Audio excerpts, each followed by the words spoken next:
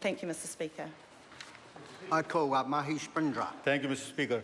It's a pleasure to rise on behalf of New Zealand First to speak to the Enhancing Identity Verification and Border Processes Legislation Bill.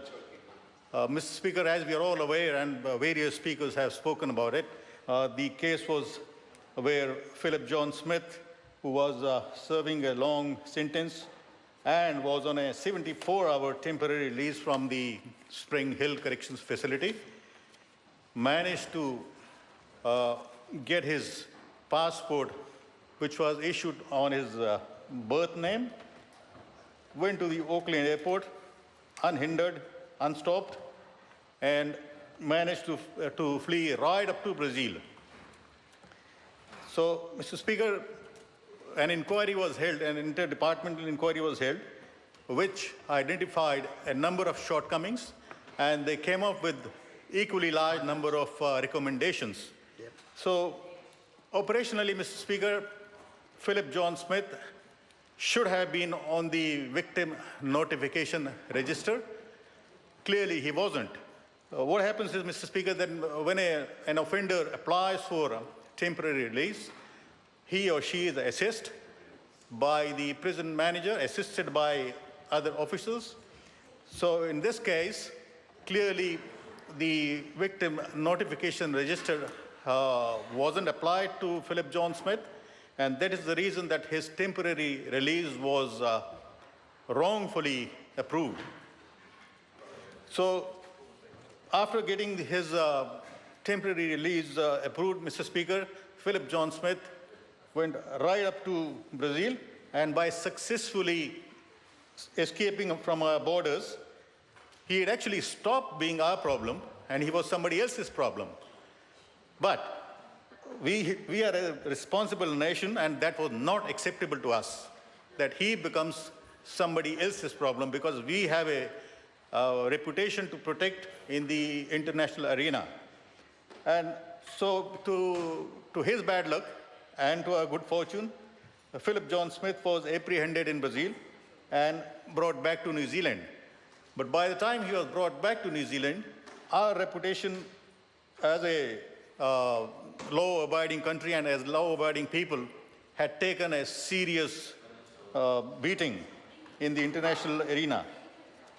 And our law enforcement agencies and border control systems also had become the laughing stock of the world.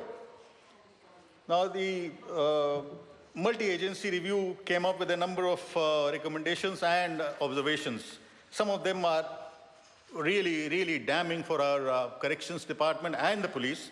And I would like to read out a few of those.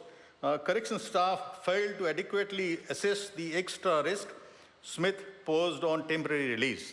So, as I mentioned earlier, Mr. Speaker, that he was meant to be on the victim notification register, but clearly wasn't.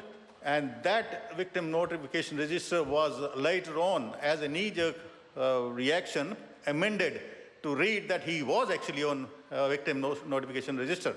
So the assessment system itself had failed. And the second thing is that his sponsor for the temporary release was unaware that Smith was supposed to be with them.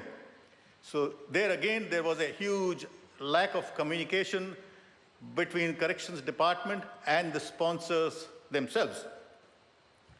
Had the victims of Philip John Smith been notified prior to his temporary release, as the system demands, they would have, I'm sure, objected to his being released in the community, even if it was for 74 hours. So the third thing that the police are being blamed for in this whole saga is that the police checked the wrong address. The police actually are responsible for checking the address of the sponsor who sponsors an offender in jail, and who are responsible for their stay and well-being during the time of temporary release. This clearly did not happen because the police checked the wrong address twice. So when corrections realized that Smith was not with his sponsor, they were slow to tell police that he had escaped. This was, again, unacceptable. And after having learned that, indeed, Philip John Smith had escaped the country, the police were too slow to alert the Interpol, which, again, is a huge shortcoming. Now, this bill is actually a knee-jerk reaction to a knee-jerk reaction. The inquiry or the review was a knee-jerk reaction to the escape itself, and this bill is a follow-up of that review, which is actually given 39 recommendations, out of which the government has accepted in principle 34 recommendations. Now, how much of work will go into that in fixing those shortcomings is yet to be seen. However, the intent of this legislation, this bill is to enable agencies such as the police, customs, and corrections to have instant access to jointly held information on serious offenders and mental health patients who have figured in the criminal justice system. The information so held, it is expected that will be more technical, more accurate, and hopefully will not infringe the basic human rights of any individual. So, Mr. Speaker, by successfully escaping, Philip John Smith taught us a few lessons. And I hope that we will learn lessons from that escape. And because the intent of this bill is to strengthen the interdepartmental information and sharing of information, including technical data, we, New Zealand First, will support this bill. Thank you. I call